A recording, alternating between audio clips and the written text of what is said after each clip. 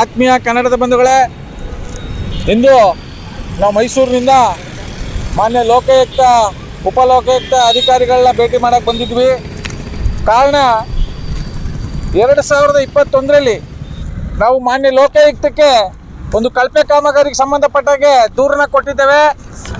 2021ರಲ್ಲಿ ನಾವು ದೂರು ಕೊಟ್ಟಿರೋದಕ್ಕೆ ಮಾನ್ಯ ಲೋಕಾಯುಕ್ತರ ಗಮನಕ್ಕೆ ಬಂದಿರೋದು 2024 ಡಿಸೆಂಬರ್ ತಿಂಗಳಲ್ಲಿ.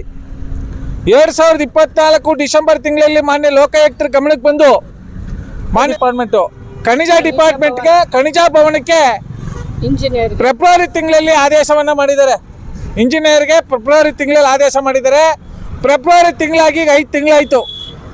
5 ತಿಂಗಳಾಗಿದ್ರು ಸಹ ನಾವೇನು ಕಳಪೆ ಕಾಮಗಾರಿ ವಿರುದ್ಧ ದೂರು ಕೊಟ್ಟಿದ್ವಿ, ಆ ಕಳಪೆ ಕಾಮಗಾರಿ ಪರಿಶೀಲನೆಗೆ 5 ತಿಂಗಳಾಗಿದ್ರು ಬಂದಿಲ್ಲ. ಅಂದರೆ 5 ವರ್ಷನೇ ಆಯಿತು ನಾವು ದೂರು ಕೊಟ್ಟು.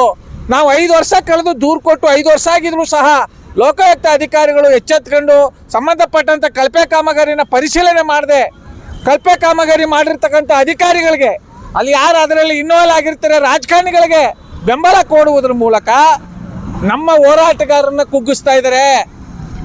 ಈ ರೀತಿ ಹೋರಾಟಗಾರರು ಏನಾದ್ರು ಕುಗ್ಗೋದ್ರೆ, ಅಧಿಕಾರಿಗಳೇ ನಿಮ್ಮ ಮಕ್ಕಳಿಗೆ ಹೋರಾಟದ ಹಾದಿ ಗೊತ್ತಿಲ್ಲ, ನೀವು AC ರೂಮಲ್ಲಿ ಕೂತ್ಕೊಂಡಿದ್ದೀರಿ, ಕೈ ತುಂಬ ಸಂಬಳ ಪಡಿತಾ ಇದ್ದೀರಿ. ಹೋರಾಟಗಾರರು ಇದೇ ರೀತಿ ಕುಗ್ಗೋದ್ರೆ ಮುಂದೆ ಆಗೋ ಅನಾಹುತಗಳಿಗೆ ನೀವೇ ಕಾರಣ ಆಗ್ತೀರಿ.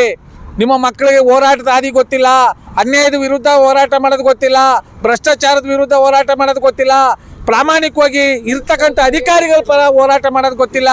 ಆದ್ದರಿಂದ ದಯಮಾಡಿ ಸಂಬಂಧಪಟ್ಟಂಥ ಅಧಿಕಾರಿಗಳು ಏನು ಜನ ಧೈರ್ಯ ಮಾಡಿ ಪ್ರಾಮಾಣಿಕತೆಯಿಂದ ಒಂದು ಅಕ್ರಮ ಅನ್ಯಾಯ ದೌರ್ಜನ್ಯಗಳ ವಿರುದ್ಧ ದೂರು ಕೊಡ್ತಾರೆ.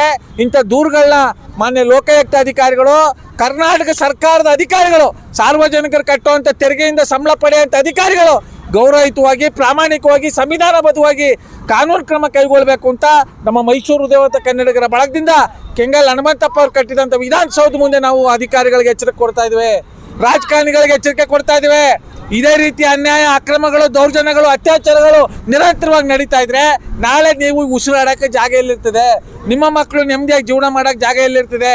ಆದ್ದರಿಂದ ಈ ಕೂಡಲೇ ತಾಂತ್ರಿಕ ವಿಭಾಗದ ಅಧಿಕಾರಿಗಳು ಕೂಡಲೇ ಕಳಪೆ ಕಾಮಗಾರಿನ ಪರಿಶೀಲನೆ ಮಾಡಿ ವರದಿ ಕೊಡಬೇಕು ಅಂತ ನಮ್ಮ ಮೈಸೂರು ದೇವಂತ ಕನ್ನಡಿಗರ ಬಳಗದಿಂದ ಉಗ್ರವಾಗಿ ಖಂಡಿಸಿ ಆಗ್ರಹಿಸುವುದರ ಮೂಲಕ ಒತ್ತಾಯಿಸ್ತೇವೆ.